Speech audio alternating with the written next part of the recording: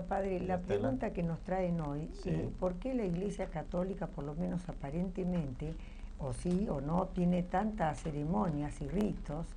¿Y por qué razón cómo los realizan, cómo los presentan? Sí. Claro, la fe católica se presenta en público de un modo muy visible. A veces, según los gustos de las personas, un poco aparatoso, ¿verdad? Tenemos, es verdad, muchas ceremonias, muchos ritos y también tenemos muchas imágenes. Ahora, todo eso, dentro de la comprensión de la fe cristiana que tenemos, tiene una explicación muy profunda. Yo me acuerdo en mi época, que hace años me eduqué en Estados Unidos, me llamaba la atención ver cómo mis compañeros de universidad norteamericanos protestantes, de la denominación que fueran, tenían como una especie de prevención, de rechazo a todo lo que en la Iglesia Católica nosotros hacemos por medio del arte, de las imágenes, de las figuras, incluso de los símbolos, de los signos tan materiales que usamos. Yo les trataba de decir, para mí me parece que es normal. Como todavía no había estudiado teología, yo les decía, ¿pero acaso los seres humanos no necesitamos de cosas materiales para entender? Y uno que está enamorado no le gusta tener una foto de la novia o del novio. Me parecía raro, nada más en esa época que todavía no había elaborado teológicamente las cosas, me parecía raro que tuvieran como tanto rechazo por los aspectos más materiales del culto. Cuando fui creciendo y educándome, me di cuenta que lo que faltaba en la tradición de algunas de las iglesias de la Reforma era una comprensión rica, profunda del misterio de Cristo mismo, de Cristo encarnado, que como es verdadero hombre sin dejar de ser verdadero Dios, tiene todas las manifestaciones externas y visibles de un ser humano. Usaba también, por lo tanto, gestos, símbolos, presencia corporal, tocaba, abrazaba, bendecía, usaba elementos como el agua, el pan, el vino, que son parte del misterio de Dios hecho hombre, verdaderamente real, en este mundo natural en el que estamos. Y me parecía que algunos de estos chicos formados en la mentalidad de la Reforma no habían penetrado en toda la riqueza, en eso que los teólogos católicos llaman la lógica de la encarnación, que también todo lo material es parte del camino de salvación. Pero además, es tan importante recordar, en una época como la que vivimos, que hay tanto individualismo, o esa especie de espíritu de autonomía, yo me arreglo solo, no me molesten, el ser humano sobre todo se ocupa uno de sí mismo, porque si no, ¿quién lo cuida a uno? Esa mentalidad que ha llegado a un poco como a oscurecer el hecho de que el ser humano es social por naturaleza. No solo en nuestra vida cívica, también en nuestra vida religiosa. Ese cristiano íntimo, metido solo dentro de sí, esa especie de rezar que los demás a lo mejor conocen cuál es nuestro equipo de fútbol, conocen cuáles son nuestros gustos culinarios, pero no saben a lo mejor si yo tengo alguna fe religiosa.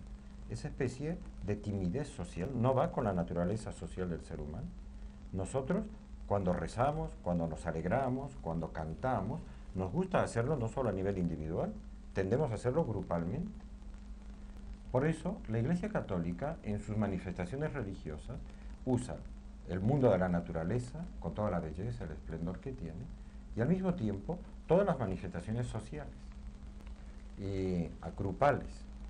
Y el Catecismo de la Iglesia Católica, que es nuestro fiel acompañante y que además nos da, digamos, las normas o las definiciones precisas de lo que hablamos, nos dice que todo ese conjunto de signos materiales, visibles para alabar a Dios, de darle culto, y además asociadamente, como todo el pueblo de Dios junto adorando, se llama la liturgia.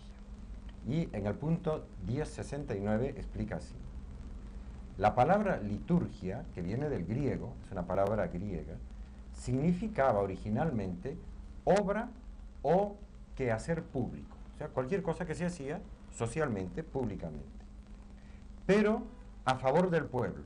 De modo que había, por ejemplo, magistrados en la antigüedad que cuando velaban por el orden público o por el bien común, se los llamaba liturgos, es decir, gente que se encargaba de trabajar a favor del pueblo.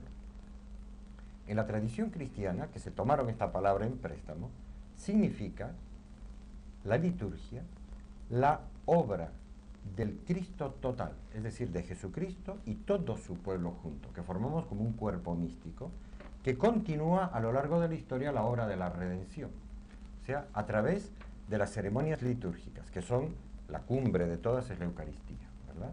Ahí como confluyen todas.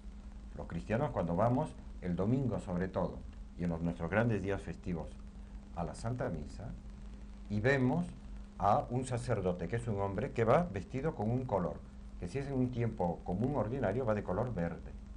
Si está conmemorando algo que digamos es una fiesta linda, de esas que tantas que tenemos en la iglesia, se viste de color blanco. Cuando conmemora a alguno de los apóstoles, que todos murieron mártires, o algún mártir, se viste de color rojo. Cuando rezamos por nuestros difuntos, o hacemos penitencia, en algunas épocas del año, como en la Cuaresma, entonces se viste de un color morado. Y uno dice, ¿por qué los colores? Porque los colores importan mucho. Los colores en la cultura humana tienen significado. Y además le vemos hacer gestos, abre los brazos, eleva los brazos, invita al pueblo de Dios a elevar el corazón y la inteligencia a Dios. Otras veces se inclina y el ser humano sabe que lo que está haciendo es un gesto de adoración ante Dios. Se da golpes en el corazón, que es un gesto tan profundo, universalmente humano, para significar arrepentimiento. Todo eso es el conjunto de actos en los cuales no está solo un hombre, sino todo el pueblo de Dios en junto, unido a Cristo, que jamás se separa, realizando eso que se llama la Sagrada Liturgia. Es decir, una serie de actos sagrados que están todos dirigidos a que se salven los hombres y vivan santamente acá en la tierra. Por eso hace mucho bien no solo ir a misa el domingo, que eso es una obligación de amor, sino, por ejemplo, asistir a algunos bautismos y ver cómo los padres y los padrinos traen al bebito, a la bebita, esas palabras fantásticas que dice el ministro en el momento del bautismo, cuando le echa agua, y tiene que ser agua porque Cristo quiso que nos bautizáramos con agua. Y el agua es un alimento natural, refresca, lava, limpia, tiene un significado material fantástico. Y dice, yo te bautizo, que en griego bautizar quiere decir lavar, pero yo te lavo no el cuerpo, sino el alma, en el nombre del Padre, y del Hijo, y del Espíritu Santo. Y en ese momento uno queda limpio de eso que se llama el pecado original, que es el estado de apartamiento de Dios en que nace todo ser humano. La liturgia es un conjunto de signos, de símbolos, de oraciones, todas en cada sacramento, en cada uno de los 7 sacramentos, dirigidas a la redención, a la salvación del hombre. Eso es fantástica nuestra vida, pero podríamos hablar tanto de esto. Pero vamos a tener que hacer un pequeño paréntesis, después continuamos. Sí, ¿cómo no?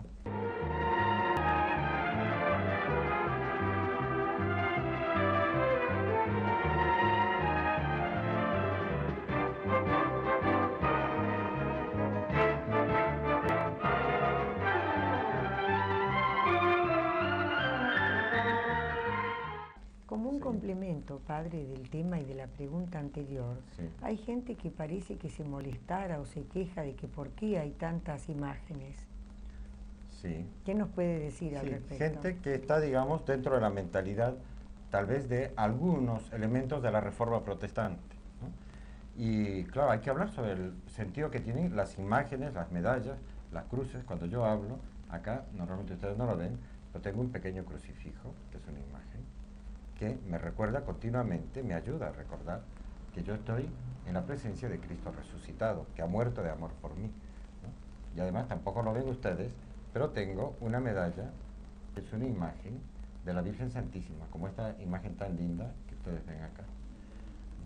¿Qué significado, qué utilidad tienen las imágenes? Nosotros somos conscientes que en la tradición de la Reforma Protestante, especialmente todo lo material ha sido objeto de, digamos, de un gran rechazo. Mucho más cuando se trata de representaciones de Cristo o de la Virgen. Ni qué decir de entre otras tradiciones religiosas como los musulmanes. Para los musulmanes es una blasfemia terrible tratar de hacer algún tipo de representación física, material de algo que recuerde a la divinidad. En cambio, miren lo que dice el Catecismo de la Iglesia Católica. Y les voy a leer unas palabras que vienen de uno de los más grandes padres de la Iglesia, San Juan Damasceno. Nacido en Siria, vivió, trabajó y llegó a ser un gran santo en Damasco, en la época en que todavía estaba toda esa zona habitada por cristianos católicos.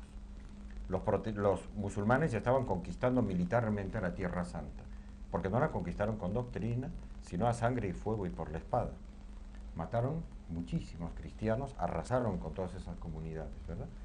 Pues uno de esos padres que vivió en Damasco, cuando Damasco era totalmente cristiana, casi en su totalidad, decía así, y lo cita el Catecismo de la Iglesia Católica. En otro tiempo, dice San Juan Damasceno, Dios, que no tenía cuerpo ni figura, no podía de ningún modo ser representado con una imagen. Pero ahora que se ha hecho ver en la carne y que ha vivido con los hombres, puedo hacer una imagen de lo que he visto de Dios. Con el rostro descubierto contemplamos la gloria del Señor. Ahí usa vocabulario de San Pablo. Esto significa que San Juan Damasceno tenía la plenitud de la fe cristiana.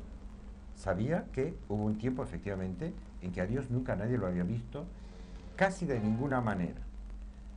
Moisés lo vio de un modo sorprendente en medio de un arbusto que ardía en medio del fuego. Eso se llama, por cierto, es una palabra poco usual, teofanía, es decir, Dios que se manifiesta de alguna manera. En otra ocasión, todo el pueblo, no solo Moisés, todo el pueblo de Israel, cuando recibió las tablas de la ley de Dios Moisés en la cumbre del monte Sinaí, también tuvieron como una manifestación de la presencia de Dios, pero no vieron imágenes ni figuras, sino que vieron todo el monte Sinaí que temblaba como un gran terremoto, las rocas que se desprendían, y luego una nube gigantesca que cubría la cumbre del Sinaí, y de ahí salían truenos y rayos y relámpagos, y también salían voces, y se oían como un sonido de trompetas, que el pueblo quedó aterrorizado, no tenían idea de lo que estaba pasando. Era como si Dios les dijera, acá en este momento estoy yo haciendo algo especial, y les estaba dando la ley. Pero no vieron imágenes. En cambio, lo que dice San Juan Damasceno es muy importante. Dice, en otro tiempo, efectivamente, no podían, por eso los judíos no pueden representar una imagen de Dios, porque ellos en su tradición no se encontraron nunca cara a cara. Pero los cristianos decimos que cuando Jesús vino nos encontramos cara a cara con Dios mismo. Ese es nuestro descaro y nuestra alegría. Y cuando Jesús tocaba a alguien, como a ese leproso, ¿se acuerdan de esa imagen tan entrañable?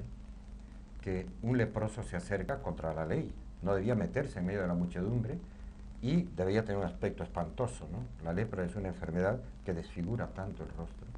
Y la gente se abriría y se puso de rodillas y le dijo al Señor, Maestro, si quieres, puedes curarme. Estaba seguro de que estaba delante de alguien que era más que un hombre. Era lógico. Y Jesús, dice el Evangelio, mirándolo, lo tocó. No dice que lo curó primero. Primero lo tocó en su lepra. Tocó la lepra de ese hombre y ese hombre en ese momento recibió algo que seguramente toda la vida necesitaba y nadie se lo había hecho. Probablemente ni sus mismos parientes. Sentir una caricia, una mano humana que con amor le tocaba el rostro, es el rostro leproso. Y después Jesús le dijo, quiero, queda limpio. Y al instante quedó curado. Lo que ahí ocurrió es algo que solo puede ocurrir con un Dios que ha venido a este mundo, que quiso tener manos humanas y la capacidad de hacer una caricia al hombre. Nosotros lo representamos a Jesús así. Y los primeros cristianos, cuando estaban perseguidos, ¿se acuerdan el tiempo de las catacumbas? 3 siglos de persecución en tantos lugares del Imperio Romano. Lo que hacían era en sus lugares de culto, que eran escondidos, cuando los descubrían los mataban con frecuencia, pintaban, hacían imágenes que las se han encontrado. Hay centenares de representaciones de los siglos I, II y III. Sabemos que los cristianos no se hicieron ningún problema. Representaban a Cristo que sacaba a Lázaro de la tumba y se veía a Lázaro como una especie de momia saliendo. Hay imágenes lindísimas de María Santísima con el niño en brazos, así como la tenemos así dibujada. Ya hay catacumbas que tienen a María con el niño en brazos. ¿Sabían que Dios se había hecho realmente un niño humano sin dejar de ser Dios? Hay imágenes lindísimas del buen pastor que se ve a un pastor, que es Cristo mismo, con una oveja al cuello y la está llevando a su ovejita, porque Jesús había dicho, yo soy el buen pastor y conozco a mis ovejas y mis ovejas me conocen a mí. Por eso las imágenes no son algo, digamos, ajeno a la fe cristiana, ni son ajenas a la naturaleza humana. Mira este razonamiento tan normal que hace el Catecismo de la Iglesia Católica en el punto 1146. En la vida humana, signos y símbolos ocupan un lugar importante. El hombre, siendo un ser que es a la vez corporal y espiritual, o sea que tiene cuerpo material y alma espiritual, expresa y percibe las realidades espirituales a través de signos y de símbolos materiales. Como ser social, además, el hombre necesita signos y símbolos para comunicarse con los demás mediante el lenguaje, gestos y acciones. Pues lo mismo sucede en su relación con Dios. Es así de sencillo. La liturgia católica, con sus signos, con sus símbolos, con sus imágenes, no está de ningún modo tratando de sustituir a Dios con ídolos. Es una cosa absurda. Esos ídolos fueron inventos de gente que no sabía que Cristo se había encarnado. Los egipcios, los babilonios, los cananeos, hacían representaciones de lo que ellos llamaban la divinidad. Los pieles rojas tenían el tótem, que eran unos palos esculpidos con unas caras medio monstruosas. No tenían ni idea de cómo se podía representar a Dios, pero por su naturaleza humana se lo querían representar de alguna manera. Pero dígame, padre, ¿y aún los judíos cuando Moisés había subido al monte y se encontraron con un ídolo que habían puesto? Sí. Ahí también estaban ellos equivocados, porque pensaban que ya Moisés no iba a volver. Se hicieron un becerro de oro. Claro, a eso me refiero. Claro, tenían la mala influencia de los pueblos vecinos, que eran idólatras, ¿no?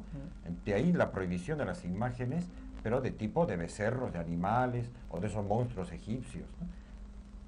Pero cuando vino Dios, haciéndose verdadero hombre, entendimos, toda la raza humana entiende que adoptó una presencia enormemente amable, la de un ser humano, en brazos además de su madre, que después lo fue educando hasta que cuando era adulto se puso a predicar en la vida pública y terminó de revelar que era Dios y que había venido a este mundo por nosotros. Pero todo siempre fue muy material y al mismo tiempo muy espiritual y muy simbólico y muy educativo. Nuestra liturgia, la verdadera liturgia que va tanto a la naturaleza humana, es así. Bueno, padre, lo que también es así es que lamentablemente tenemos que suspender el tiempo.